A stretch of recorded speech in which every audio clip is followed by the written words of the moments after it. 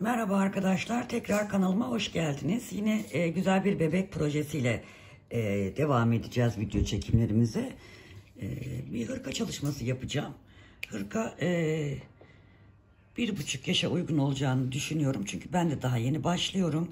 Bittiğinde tam ölçü olarak size videonun sonunda zaten hepsini vereceğim arkadaşlar. Önce ipimi anlatayım isterseniz. İpim Kartopu Baby Love Care. Bakalım şöyle bilgilerine bakalım. Renk numarası K752 arkadaşlar.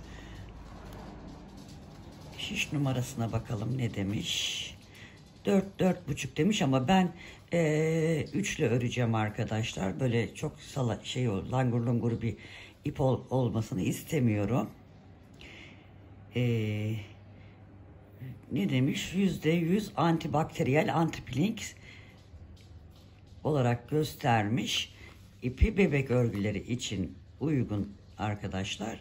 Şimdi isterseniz hep beraber yavaş yavaş örgümüzü örmeye başlayalım. Şimdi ben yine şişime 96 tane ilmek attım arkadaşlar. 96 tane ilmeğimizi 3 diş, şöyle gördüğünüz gibi 3 diş haraşo sırası olarak ördüm. Şimdi roba artırmalarına başlayacağım arkadaşlar. Roba modelimizi kuracağız. Şimdi ilk iliğimizi yine burada ben açmak istiyorum. Biraz katı ayrılan bir ip, dikkat etmek gerekiyor. Şöyle 3 tane örüyorum arkadaşlar. Bir tane doluyorum. 2 ilmeği bir olarak alıp tek ilmeği düşürüyorum. Böylece ilk iliğimizi açmış olduk. Biraz yakınlaştırayım, pardon. İlk iliğimizi böylece açmış olduk arkadaşlar, gördüğünüz gibi. Şimdi örgümüzün hem başında hem sonunda 6'şer tane ilmeğimiz haraşo olarak kenar patı olarak devam edecek her iki tarafta örgü boyunca. Bunu tekrar söylemeyeceğim. Yani ona dikkat edin. 6 tane ilmeğimiz her zaman için haraşo olarak, örgü olarak devam edecek. Şimdi roba modelimizi kurmaya başlıyoruz. Şimdi 3 tane düz örgü örüyoruz. 1, 2, 3 tane düz örgü ördük. Bir tane dolayarak artırdık arkadaşlar. Yine 1, 2, 3 tane ördük arkadaşlar. Bir tane şöyle parmağımıza dolayarak artırdık. Yine 1, 2, 3 düz, bir artır, 3 düz, bir artır, 3 düz, bir artır, 3 düz, bir artır,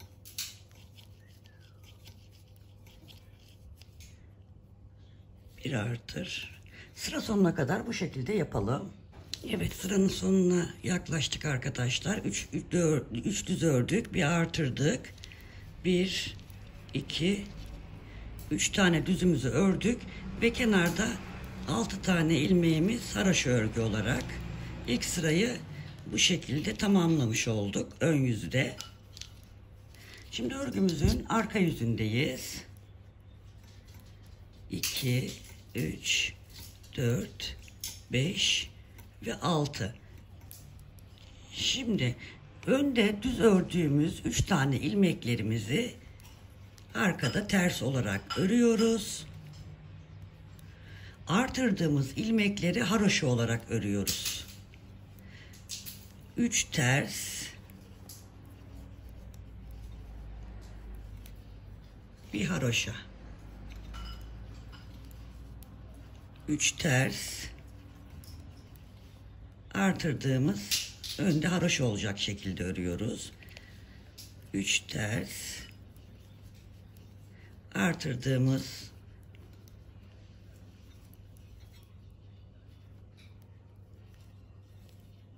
haraşo örgü, 3 ters, bir haraşo,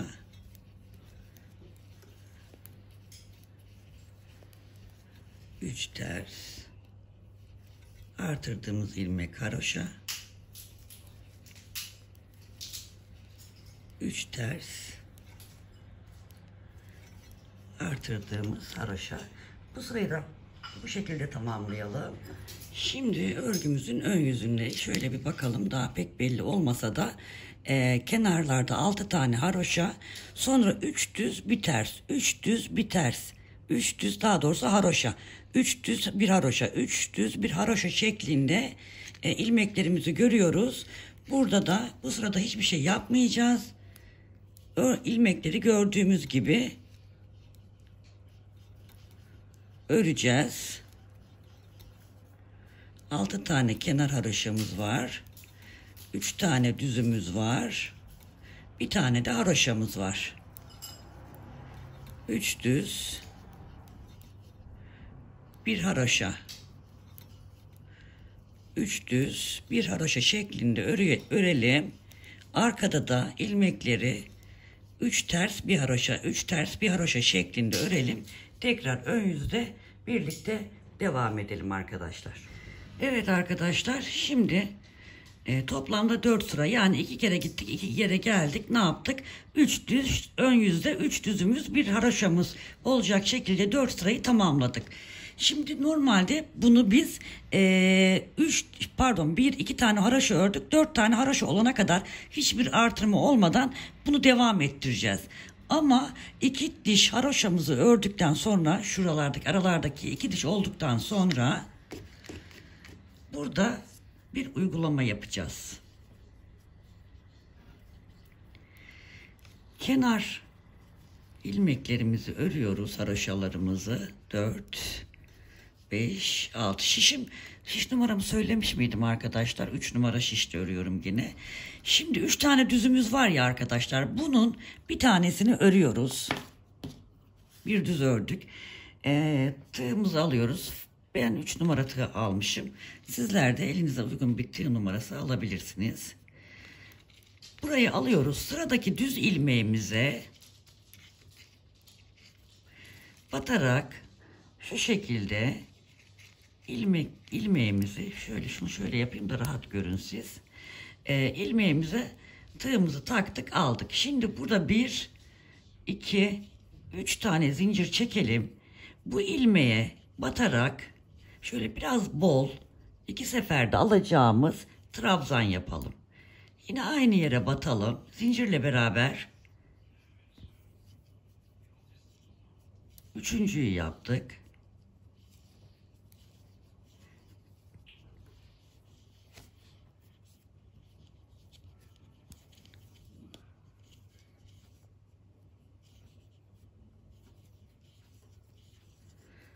Bakalım 1, 2, 3, 4, 5, 6 tane yaptım. Hemen şurada zincir yaptığımız yerin en başına tığımı taktım. Bu ilmeği buradan geçirdim arkadaşlar. Şöyle sıkıca bir düğüm attım.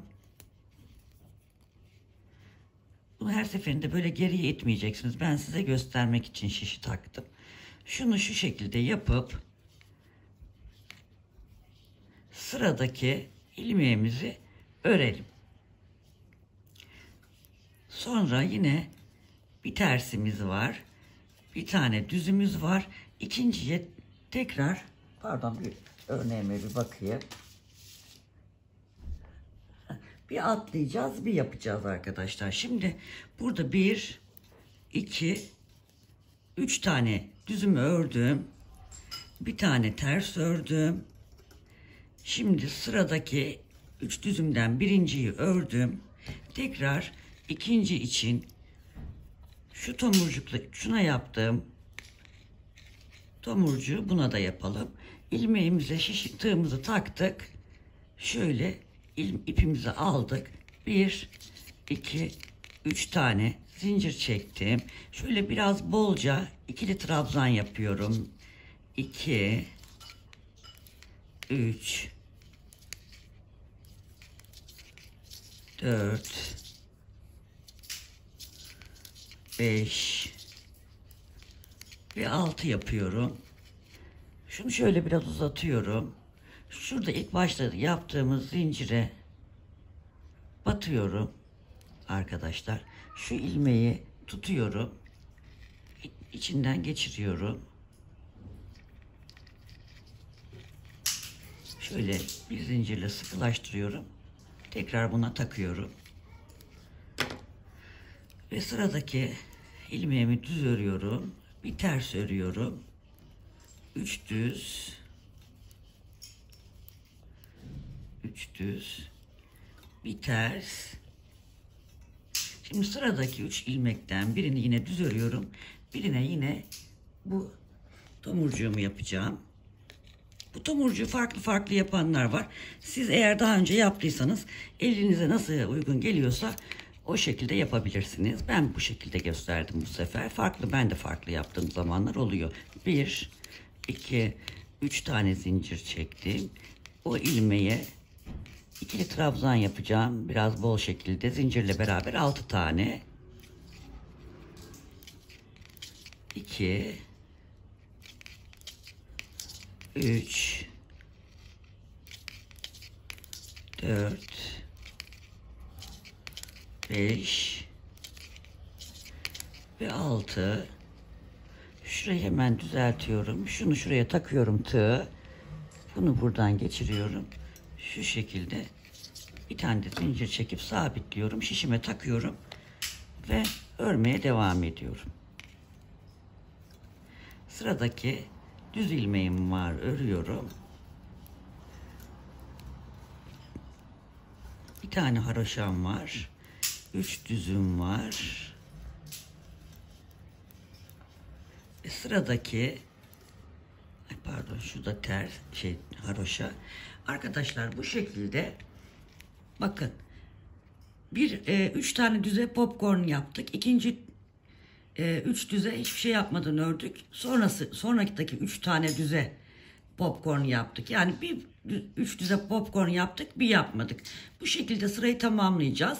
Arkada da yine 3 ters bir haroşa öreceğiz. Ön yüze geldiğimizde yine hiçbir işlem yapmadan 3 düz bir haroşa, 3 düz bir haroşa şeklinde öreceğiz. Arkayı da gördüğümüz gibi öreceğiz. Yani şuradaki haroşalarımız 2 diş ya. Bu 4 diş olana kadar aynı hiç artırma yapmadan öreceğiz. Şimdi bu popcornu tamamlayacağız. Geleceğiz, arkasını öreceğiz. Bir daha önden düz öreceğiz. Arkadan tersimizi öreceğiz. Geleceğiz, sonra bir artırma daha yapacağız birlikte.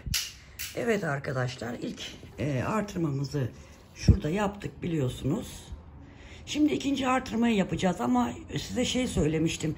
4 diş haroşa olsun ondan sonra demiştim ama 5 diş haroşa yaptım ben. Çünkü baktım küçük oluyor. O yüzden şu aradaki şu bir tane haroşalarımız vardı ya arkadaşlar. Onu 4 demiştim. 5 tane oluncaya kadar örün. Şimdi tekrar ön yüzdeyiz. Arkadaşlar artırmaları bu haroşa olan yerlerden yapacağız.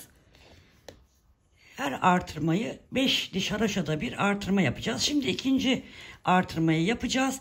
Bu bir haroşamız 2 haroşaya çıkacak. Onun için hemen tekrar o artırmayı göstereceğim. 6 tane kenar haroşamızı örüyoruz. 3 tane düzümüzü örüyoruz. Bir tane haroşamızı örüyoruz ve bir artırarak haroşa sayımızı 2'ye çıkartacağız. Yine 3 düz bir haroşa, bir tane daha artırıyoruz. 1 2 3 düz bir haroşa, bir artırıyoruz. Haroşamız 2 olacak. 1 2 3 tane örüyorum. Bir haroşamı örüyorum. Bir tane de artırma yapıyorum. 3 tane düzümü örüyorum. Ve bir artırma yapıyorum. Haroşalar 2'ye çıktı. Pardon, yanlış mı yaptım? Evet. Düzümü ördükten sonra haroşamı örüyorum. Sonra artırmamı yapıyorum. 3 düz 2 haroşa artırmayla 3 düz, bir haroşa, bir de artırma. 3 düz, bir haroşa, bir artırma şeklinde bu sıramızı da tamamlayalım. Evet, şimdi arka yüzdeyiz. Arka yüzde de ilmekleri gördüğümüz gibi öreceğiz. 6 tane haroşamızı ördük. 3 ters. Bu defa bir haroşamız 2 haroşaya çıktı arkadaşlar, artırdığımız için. Artırdığımız ilmek ve yanındakini haroşa olarak örüyoruz. 3 ters. Pardon, 3 ters, 2 haroşa. 3 ters. 2 haroşa.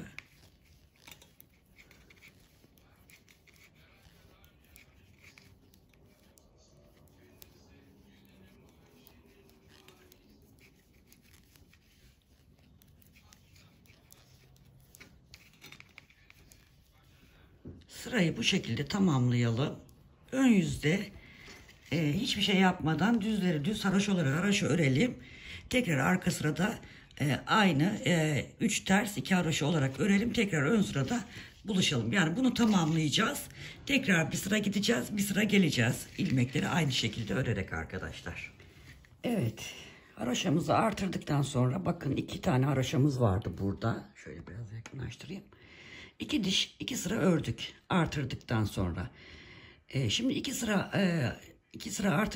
artırdıktan sonra, pardon, 2 sıra ördükten sonra yine popcorn yapacağız. Burada da öyle yapmıştık. 2 sıra ördükten sonra popcornumuzu yapmıştık. Bunu da popcornu yaptıktan sonra 5 sırayı tamamladıktan sonra bir dahaki sırada bu haroşalarımızı 3'e çıkaracağız arkadaşlar. Ve yine onu 5 sıra öreceğiz.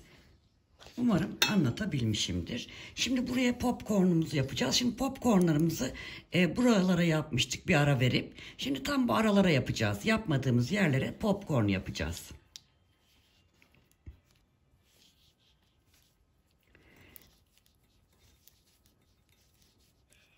Kenar haroşamızı ördük. Buraya popcorn yaptığımız için burayı geçiyoruz.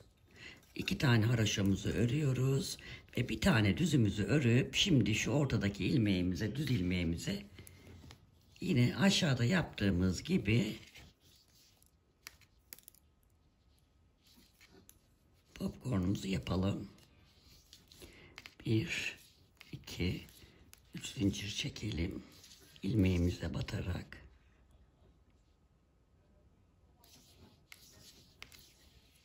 Zincirle beraber 2 oldu. 3 4 5 6 tane trabzan yapıp şuraya geçiriyoruz. Şu ilmeği şuradan çekiyoruz. Ve bir zincir çekerek tekrar bunu şişimize takıyoruz. Örmeye devam ediyoruz. Sırada bir düzümüz kalmıştı. Örelim. 2 haroşamız, 3 tane düzümüz, 2 haroşa ve burada yaptığımız için atladık. Şimdi buna yapacağız. Bir örüyoruz. Ortadaki düz ilmeğe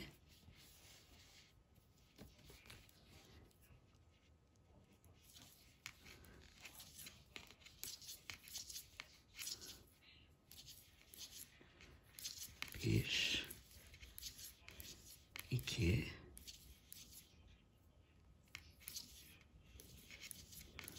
üç, dört, beş ve 6 tane yapıyoruz. Tığımızı buraya takıyoruz. İlmeği tutuyoruz. Şöyle geçiriyoruz ve bir zincir çekiyoruz. Yine örmeye devam ediyoruz. Bir tek düzümüz kalmıştı. 2 haroşamız, 3 düzümüz. Bunu boş geçiyoruz. 2 haroşamız ve yine popcorn yapacağız. Bakın böyle. Şimdi de Bunları böyle yapmıştık birer atlayarak. Şimdi atladıklarımızı yapıyoruz arkadaşlar. Bunun aynısını yapalım, devam edelim. Bu 2 diş haroşamız 5 diş olana kadar, 2 ilmek haroşamız 5 diş olana kadar aynen örmeye devam edeceğiz. Sonrasında 2 haroşayı 3'e çıkartacağız arkadaşlar. Onu da 2 sıra ördükten sonra yine popcorn kuracağız ve yine onu da 5'e tamamlayacağız. Bu şekilde şu ortadaki haroşalar 5 tane oluncaya kadar artırmalarımızı ve popcornlarımızı böyle aralara serpiştirerek yapmaya devam edelim. İliklerimizi de 11 diş haroşa sırası arayla açacağım arkadaşlar. Siz de o şekil yaparsınız. Bu şekilde biraz öreyim. Olmazsa tekrar biraz daha ördükten sonra yine bir gösteririm size. Robamızı yapmaya devam edelim. Evet arkadaşlar, kolları, ön bedeni, arka bedeni ayırdım. Şimdi şişimizde bu toplam artırmaları yaptıktan sonra şişimizde toplam 231 tane ilmeğimiz oldu arkadaşlar. Affedersiniz. 231 tane ilmeğin 36 tanesini öne, 48 tanesini kollara, 63 tanesini arkaya, yine 48 tanesini diğer kola ve 36 tanesini de diğer öne olacak şekilde ayırdım. Kolları bir ipe geçirdim arkadaşlar. Sizler de öyle yapabilirsiniz. Şimdi önce bedeni öreceğiz hırkamızı.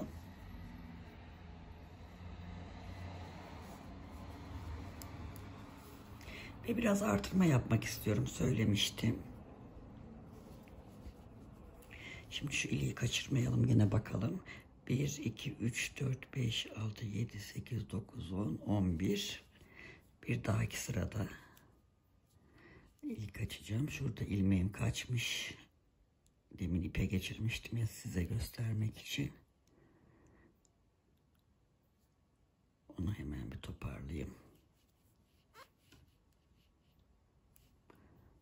6 tane kenar patımızı örüyoruz.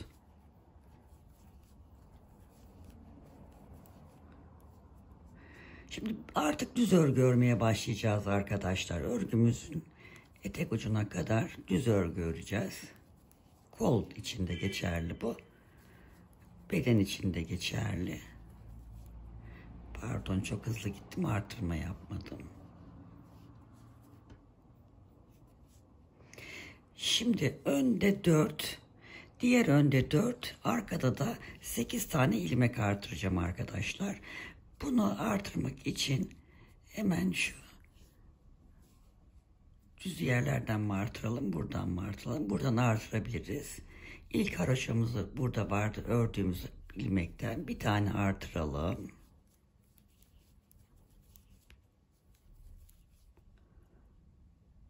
İkinciyi artıralım. Göz kararı aralıklarla yapabilirsiniz.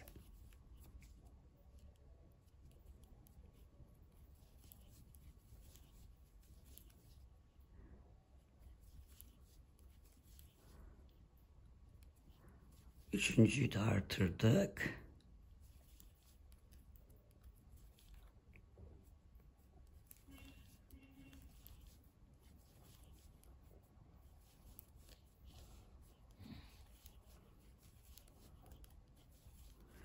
Bir tane de burada artıralım. 4 tane artırmış olduk.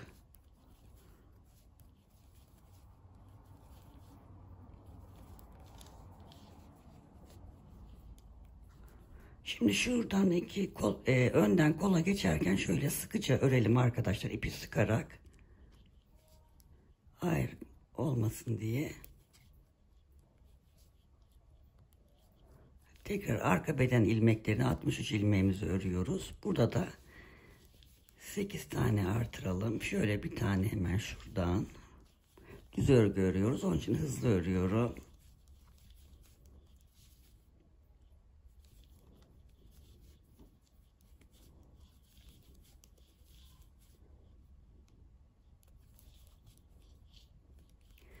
İki.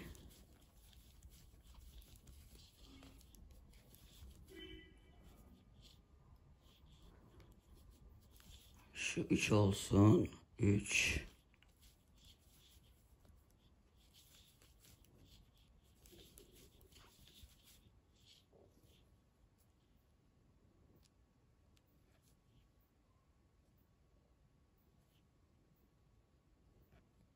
ilmekler katına ayrıldı. 3 oldu. Şuradan bir tane daha kaldıralım. Şuradan aşağıdan şu haroşaların şunlardan kaldırıyorum arkadaşlar. 4.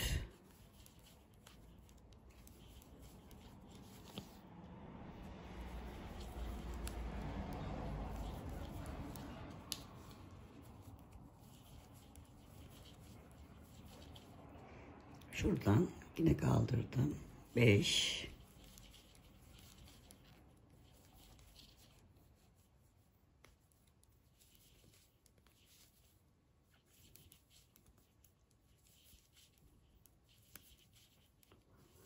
Şuradan yine bir tane kaldıralım. 6.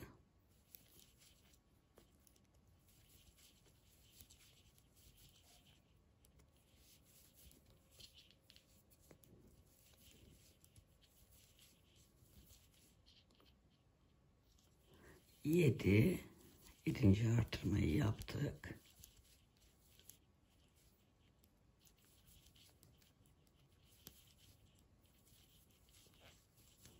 Şurada bir tane daha alalım. 8.'yi de artırdık. Yani ne yapmış olduk? Burası 63'tü. 63, 71 oldu. 8 tane artırınca arka ilmeğimiz.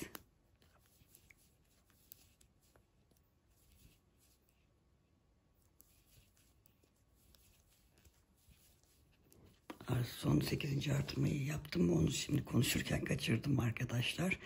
2, 4, 6, 8, 10, 12, 14, 16, 18, 20, 22, 24, 26, 28, 30, 32, 34, 36, 38, 40, 42, 44, 44, 46, 48, 50, 52, 54, 56, 58, 60, 62, 64, 66, 68. Yanlış mı saydım arkadaşlar? Niye öyle oldu? Bir daha bakacağım şimdi. 2, 4, 6, 8, 10, 12, 14, 16, 18, 20, 22, 24, 26, 28, 30, 32, 34, 36, 38, 40, 42, 44, 46, 48, 50, 52, 54, 56, 58, 60, 62, 64, 66, 68, 69, 70, 71. Tamam, oraya artırmışız arkadaşlar. 71. Demin yanlış saydım herhalde. Şimdi diğer önümüzde de 4 ilmek artıracağız. Yine buraya biraz sıkı geçelim.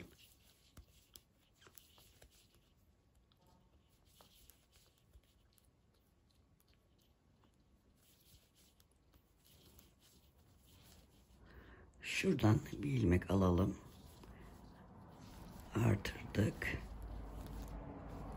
Önlerde 36 idi. 4 ilmek artırınca 40 oldu.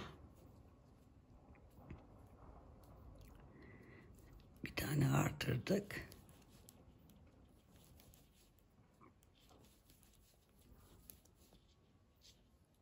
İkiyi artırdık.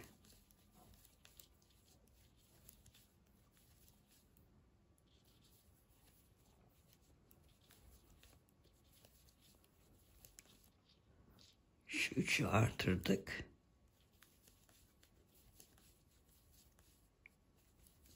Şurada bir tane daha artıralım. 4. Yani arka ilmeklerim 71'e çıktı. Ön ilmeklerim 40'a çıktı. 40, 40, 80, 71 daha 151 tane ilmekle bedenimizi örmeye devam edeceğiz. Arkadaşlar bundan sonra etek ucuna kadar biraz örelim.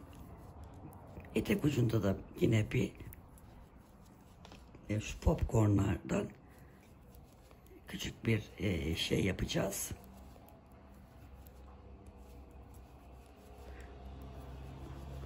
Oraya gelene kadar örelim. Siz de örün, ben de kamera arkasında öreyim. Sonra birlikte tekrar devam ederiz. Evet arkadaşlar, düz örgümüzü yani beden kısmımızı ördük. Şimdi ne kadar ördüğümüze bir bakalım.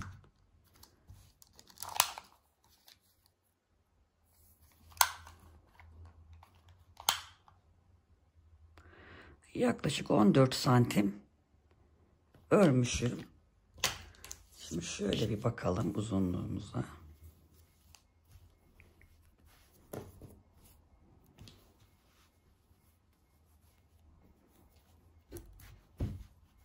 Şu şekilde arkadaşlar. Şimdi altına da bir model uygulayacağız. Onu beraber hemen yapalım.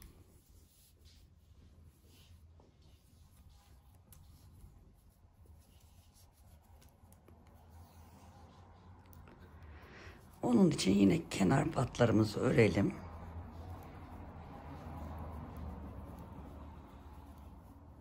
Şimdi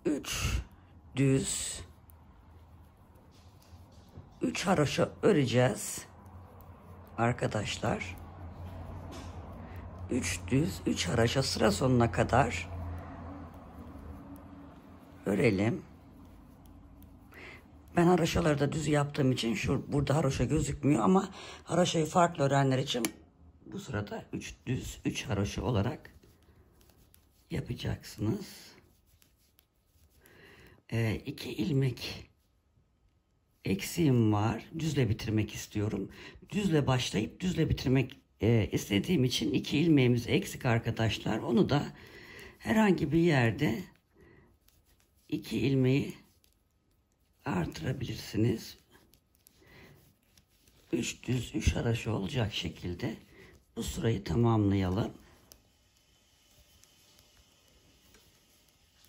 Dediğim gibi 2 tane de ilmek artırmayı unutmayın.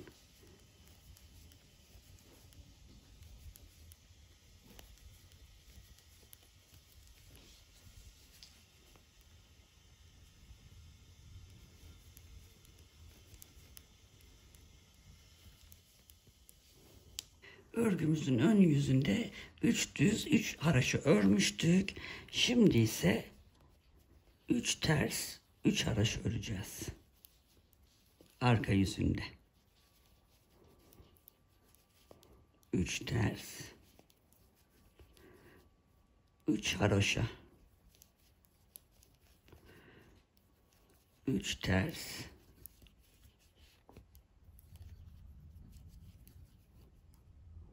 3 haroşa.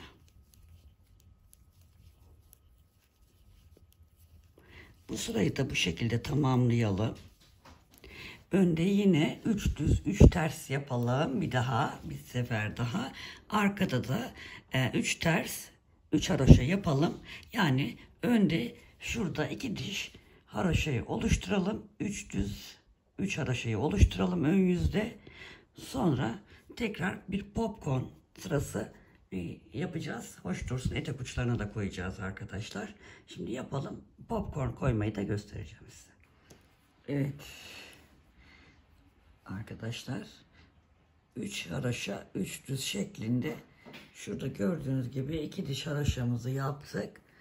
Şimdi şu düzlerin ortalarındaki ilmeğe popcorn yapacağız. Aynı burada robada yapmıştık ya. 3 düzlerin arasına bir tane popcorn. Burada da aynısını yapacağız. Şimdi 6 tane kenar haroşasını ördüm. Bir tane düzümü ördüm ve sıradaki ilmeğe hemen yine popcorn yapalım.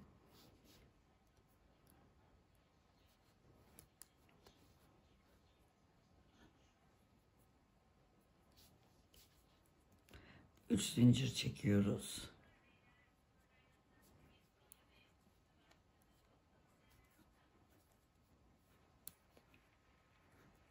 İlmeğe 6 tane trabzan yapıyoruz. Zincirle beraber 1 2 3 4 5 ve 6 ne yapıyorduk? İşte tığımızı çıkarıyorduk. Şuradan takalım. Şu ilmeği tutalım. İlmeği çıkartalım arkadaşlar. Hemen bir zincir çekerek sabitleyelim. Şişimize takalım.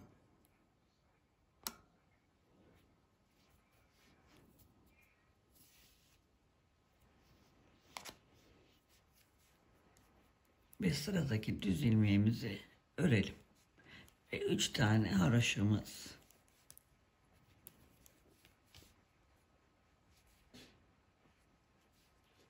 Burada yine bir tane örelim arkadaşlar.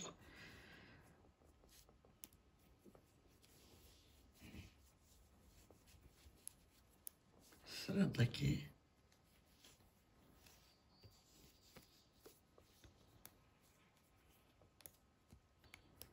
ilmeği yine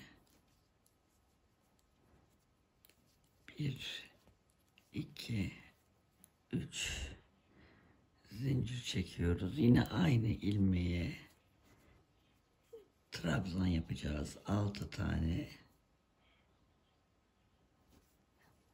3 4 5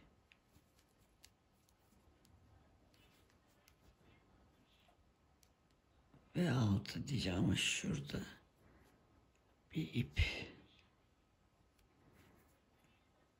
kata ayrılmış, güzel durmakta.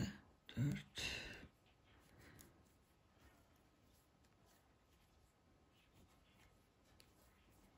6 yine buradan tığımızı geçiriyoruz. İlmeğimizi oradan geçirip bir zincir çekip sabitlediğimiz ipi şişimize tekrar geri takıyoruz ve bir tane düz örüyoruz. Sırada 3 tane haroşamızı örüyoruz.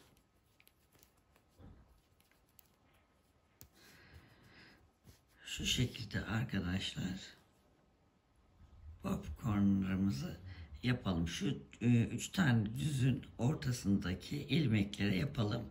Arkada yine tersleri ters öreceğiz. Haroşaları haroşa öreceğiz. Ön yüze geleceğiz.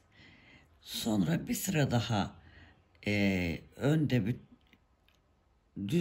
düz ve haroşa olarak öreceğiz. Arkada da ters ve haroşa olarak örüp geleceğiz. Yani şuradaki bir iki tane diş haroşa sırası 4'e çıkacak. 4'e çıktıktan sonra da bütün ilmeklerimizi artık etek kısmına geçerek ilmeklerimizi haroşa öreceğiz. Şimdi o kısma gelinceye kadar birlikte devam edelim arkadaşlar. Evet arkadaşlar, gördüğünüz gibi burada dediğim gibi 1, 2, 3, 4 tane haroşa sırası oluşturduk. Şimdi artık etek ucundaki haroşaya geçeceğiz. Ben bir sıra ördüm. Şimdi örgümüzün arka yüzündeyim. Düzden ördüğüm için haroşayı düzünü ördüm geldim. Şimdi sadece bütün ilmeklerimizi önde ve arkada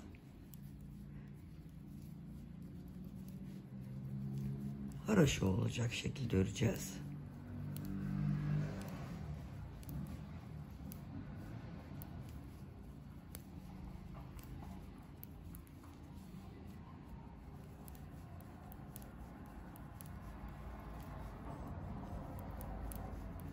Şöyle bir göstereyim.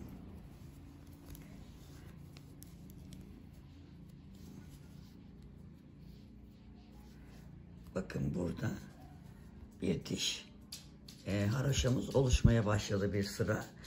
Bunu 4 ya da 5 sıra örelim. Sonra bütün ilmeklerimizi kapatalım. Ben size bittiğinde kaç sıra ördüğümü söyleyeceğim. Şimdi gidişata göre karar vereceğim ona. Orayı örelim, keselim. Sonra kolları örmeye başlayacağız arkadaşlar. Bu beden kısmını bitirmiş oluyoruz. Sonrasında kolları örmeye başlayacağız. Onu da birlikte yapacağız. Şimdi arka planda öreyim ben. Siz de örün, bitirelim örgümüzü. Evet arkadaşlar, ilk önce şu etek ucunu bir göstereyim size. Şurada gördüğünüz gibi 1 2 3 4'e tamamladım ve 1 2 3 4 5 diş haraşo sırası ördükten sonra arkadaşlar önde kesim işlemini yaptım. Sonra ben kolun birini ördüm. Size de anlatmam daha kolay olsun diye. Şimdi diğer kolu hep birlikte yapacağız. Şişim de yere düştü bu arada. Şimdi arkadaşlar burada biliyorsunuz iplerimizi ilmeklerimizi ipe takmıştık. Şimdi ilmeklerimizi şişe geçirelim.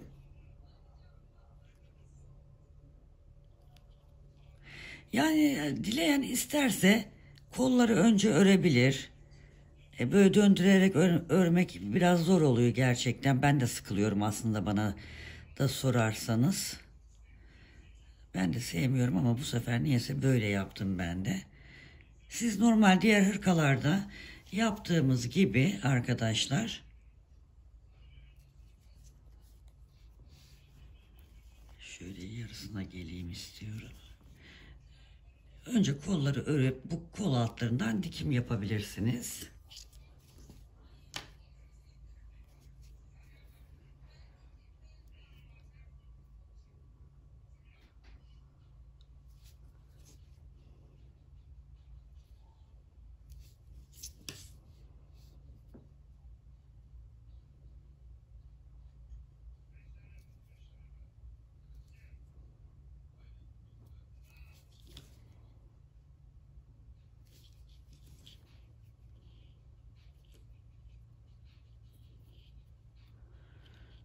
Şurada 2 ilmeğimiz var. Biraz ipten dolayı içeriye kaçmış gibi. Onları da almamız lazım arkadaşlar.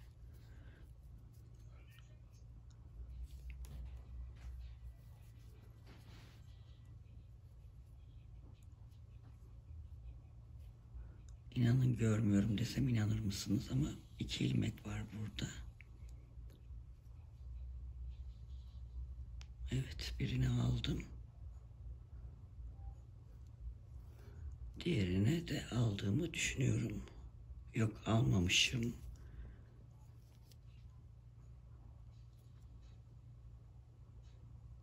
Almazsak doğru yerden ilmeklerimiz kaçabilir. Ben onu arka planda alayım, tığla arkadaşlar. Şimdi tığla da onu aldım. Şimdi ipimizi hemen alalım. Bakın şurada şu koltuk altında biraz açıklık gözüküyor. Şimdi 2 ilmek buradan, 2 ilmek buradan alacağım. Sonra o ilmekleri keseceğiz arkadaşlar. Açıklığın olmaması için.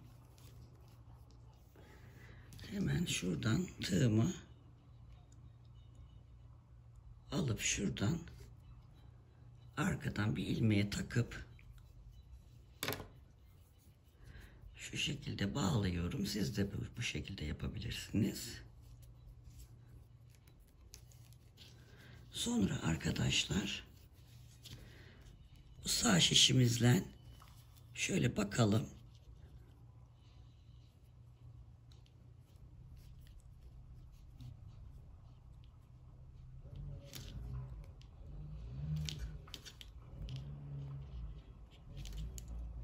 Bir tane buradan. Yani şu boşluktan 4 tane ilmek çıkartalım. O boşluğumuz çirkin gözükmesin diye. Evet. 4 ilmeğimizi aldık. Şimdi işte dönerek örmek biraz zor. Özellikle küçük alanlarda. Şöyle biraz geriden getirirsem daha iyi anlayacaksınız. Şimdi bu şişe ilmekleri geçirdim. Bunu çekiyorum. Ve örmeye başlıyorum. Bu şişteki ipleri öreceğim. Burayı sıkı tutmanız lazım. Şöyle sıkarak şişteki ilmeklerimizi düz örgü olarak örmeye başlıyoruz.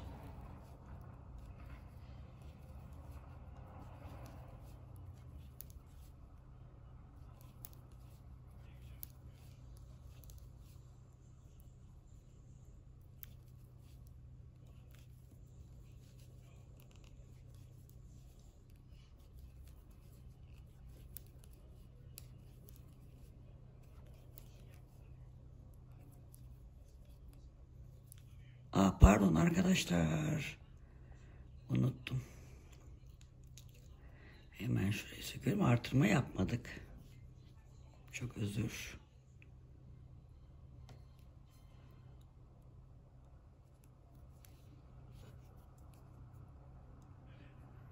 Şuradan hemen söküyorum ilmeklerimi.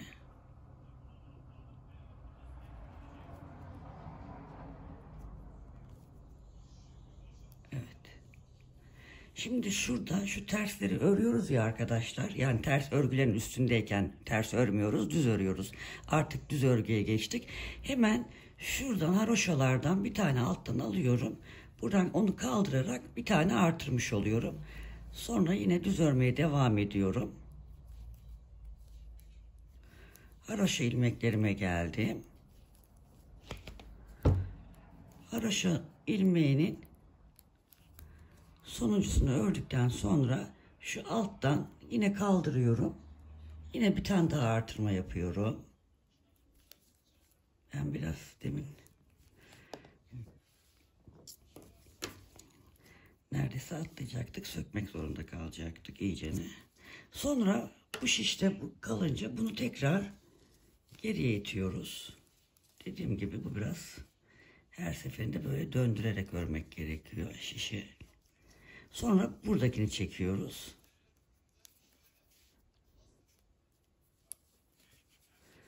Tekrar örmeye devam ediyoruz.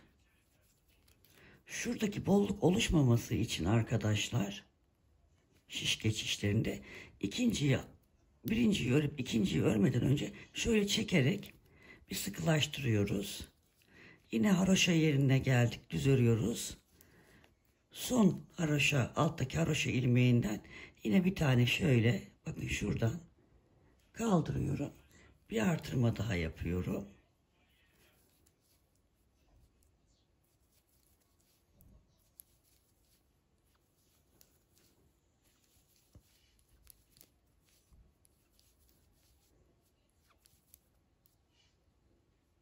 Bir dakika arkadaşlar, şuradan bir ilmeğimiz kaçıyor, tutalım. Niye böyle oldu? Demin ipten geçirirken olmuş olabilir. Bunu bir tutayım da önce.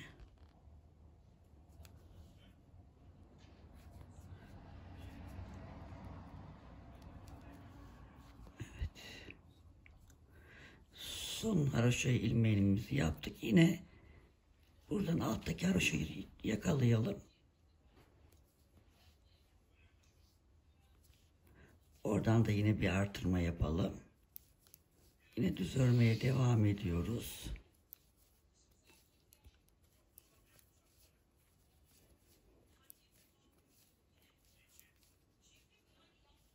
Şurada yine geldik. Şurada da bir artırma yapıyoruz.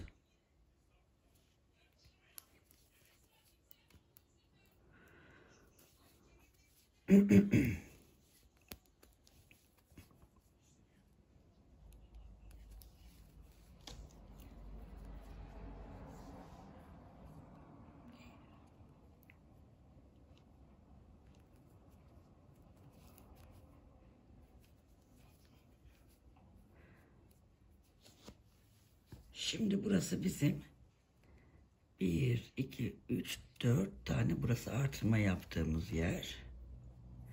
İlk başlarken yapmıştık ya arkadaşlar, toplamıştık. 4 tane ilmek çıkartmıştık. Onun ikisini bir alıp örüyoruz. Burada da ikisini bir alıp örüyoruz. Orayı bir topladık yani. Sonradan dikmekle uğraşmamak için ilmek çıkarttık. Yine iplerimizi, ilmeklerimizi bu şişe kaydırıyoruz. Ve yine örmeye devam ediyoruz. Düz örgü olarak örüyoruz. Artık arttırma falan yok. Birinci turumuzu yapmış olduk. Koltuk altı bizim başlangıç yerimiz. Sıra başlangıç yerimiz. Onu unutmayın.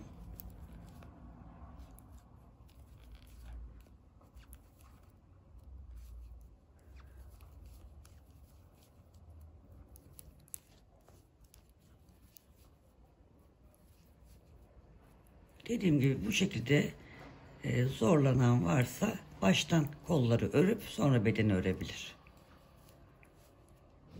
Biraz da dikişsiz olsun istedim.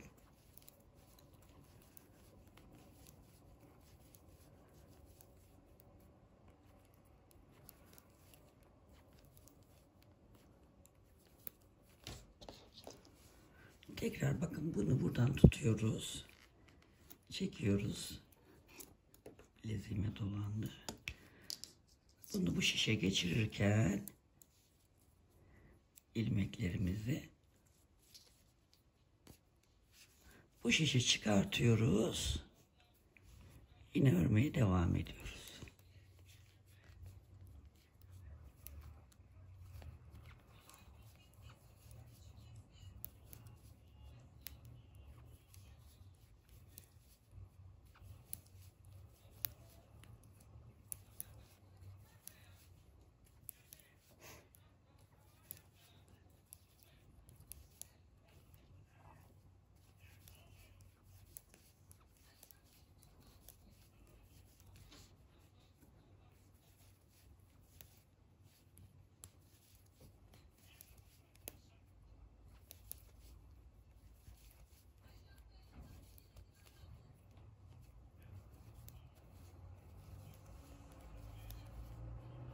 Sırayı tamamlayacağımız yere geldik. Burada da bu iki ilmeği bir alıyoruz. Yani oradaki 4 ilmekten ikisini eksiltmiş olduk. Şimdi bu şekilde örmeye devam edeceğiz arkadaşlar. Döne döne döne de düz örgü öreceğiz. Nereye kadar? Daha şuradaki kol modelini uygulayacağımız yere kadar dümdüz öreceğiz. Şu şekilde göstereyim.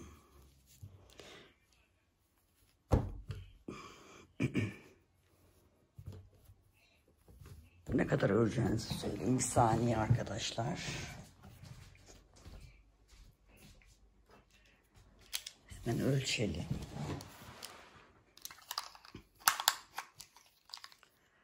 Şöyle kol altından, şu örnek bitiminden ölçüyorum arkadaşlar. Şurada düze geçtiğimiz yer var ya. Düze geçtiğimiz yerden modele geçtiğimiz yer arası 16,5 santim. Pardon, iyice ölçelim. Tam 16 santim. 16 santim ördükten sonra modeli uygulayacağız.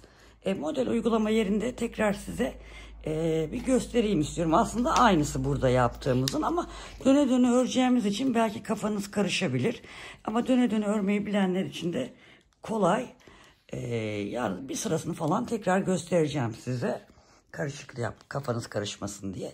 Şimdi örelim, 16 santim düzümüzü örelim. Siz de örün, ben de arkada öreyim. Sonra birlikte devam edelim. Evet arkadaşlar, kolumuzun düz kısmını ördük. Şimdi şurada etek uçlarında da uyguladığımız aynı şeyi yine bu kolda da uygulayacağız. Ama bunu döne döne yapacağız arkadaşlar. Şimdi şöyle yapıyoruz. Yine bunu şişimizi aldık. Burada yine 3 haroşa 3 düz öreceğiz ama şimdi dönerek ördüğümüz için haroşayı da düzden yapacağız. Yani ön yüzde yapacağız. Onun için ters öreceğiz. Şimdi 3 düz örüyoruz. Biraz yakınlaştırayım. 3 tane düz ördüm. Haroşa yapmak için, yani önde haroşa görünümünü elde etmek için ters örgü örüyorum. 3 düz 3 ters.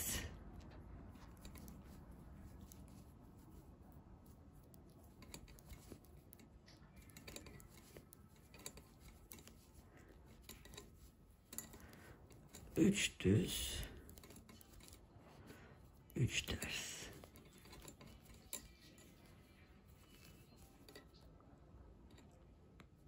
Şurada ilmeğimiz.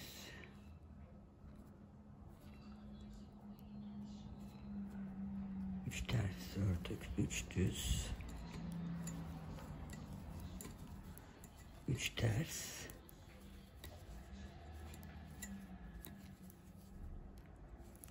3 düz. 3 ters. Şimdi şişimizi çeviriyoruz arkadaşlar.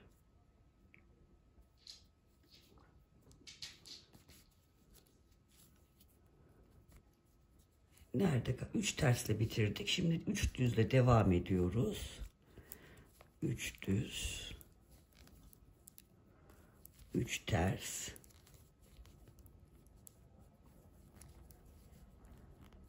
3 düz. 3 ters. 2 yapmışım. 3 1 2 3 1 2 3 1 2 3 ve 1 2 3 ters. Şimdi arkadaşlar dönerek ördüğümüz için normalde gidiş gelişlerde ne yapıyoruz? Bir sıra düz örüyoruz. Arkasından ters örgülerimizi örüyoruz. Terste nasıl ne ilmekler varsa onu örüyoruz. Ama bunun tersini de önden yapacağımız için dönerek ördüğümüz için bu sırada ne görüyorsak ilmekleri olduğu gibi öreceğiz. Yani burayı tamamen düz örgü olarak geçeceğiz bu sırayı. Bütün ilmekleri düz örgü olarak geçeceğiz.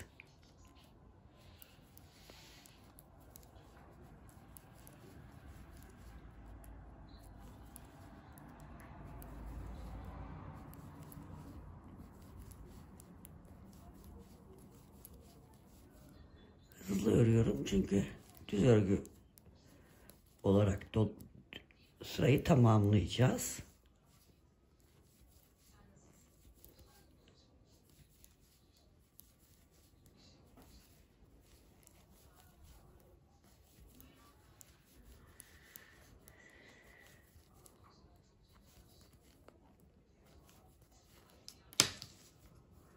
Hemen çeviriyoruz.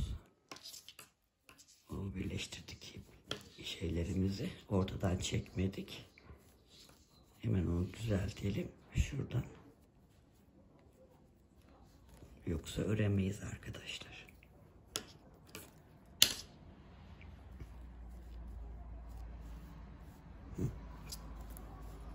İşte böyle dönerek örmek biraz sıkıntılı oluyor.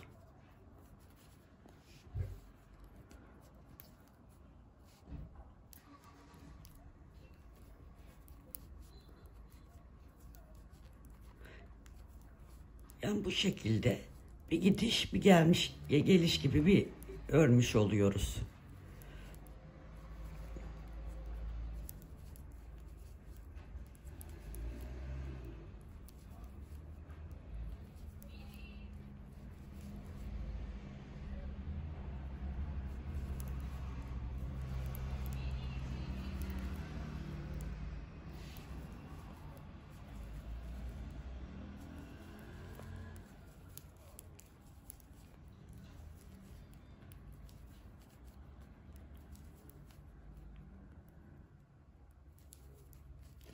Şimdi tam turu yaptık. 2 sıra ördük. Bir sıra haroşa koyduk. Yani ters örgü olarak ördük. Bir sıra dümdüz ördük. Bu 2 sırayı şimdi tekrarlayalım. Ne yapacağız?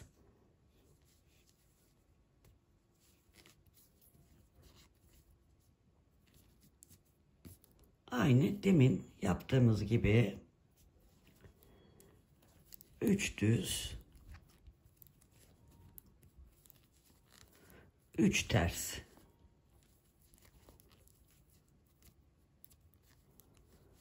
3 düz. 3 ters. Bu sırayı da böyle tamamlayalım. Bir sonraki sırayı bütün ilmekleri düz örelim. Tekrar ön yüzde, yani tekrar sıra başında buluşalım. Orada popcornları yapacağız. Popcorn yapmayı da biliyorsunuz. Gene de göstereceğim orayı da. Böyle bir tamamlayalım. Bunu aynısını bu şekilde 3 düz 3 ters örelim. Sıra başına geldiğimizde o sırayı da tamamen bütün ilmekleri düz olarak örelim. Bunu yanlış yaptım arkadaşlar. Sizle konuşurken 3 ters yapacaktım. Düz örmeye devam ettim.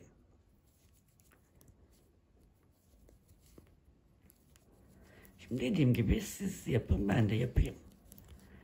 Bu sırayı böyle, bir sonraki sırayı hepsini düz örelim. Sıra başında buluşalım. Evet, gördüğünüz gibi önde 2 diş haroşa sırası oluşturmuş olduk. Şimdi burada fıstık ya da popcorn diyebiliriz. Onları yapacağız. Aynı diğer yerlerde yaptığımız gibi şu 3 düzün ortasındaki düze yapacağız. Hemen tığımızı alalım.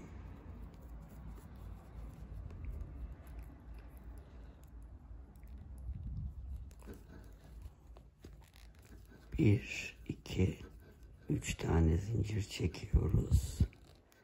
1, 2,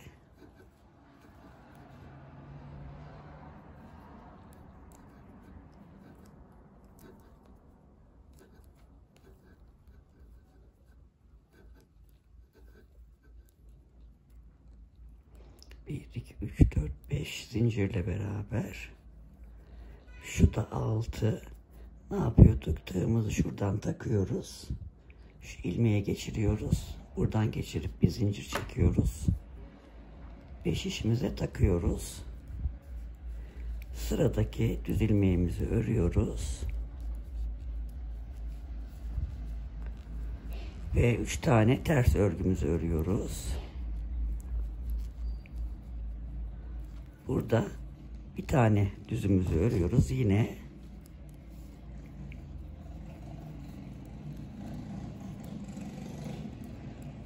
sıradaki ilmeğimize 1, 2, 3. Dışarıdan gelen gürültü için özür dilerim. 3,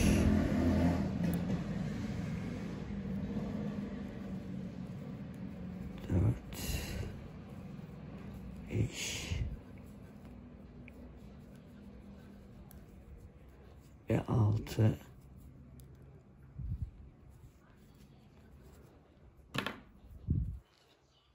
Takıyoruz, devam ediyoruz.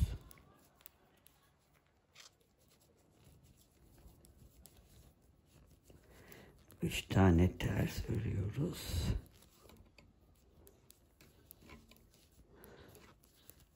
Üç tane düzün bir tanesini örüp bu sırayı da böyle tamamlayalım, devam edeceğiz. Şimdi bu popcorn sırayı tamamladık arkadaşlar. Şimdi bu sıra düz geçeceğimiz sıra, düz öreceğiz.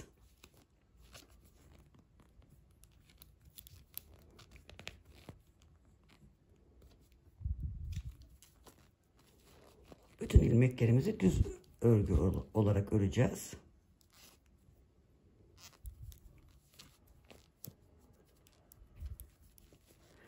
Ellerim terledi biraz, şiş.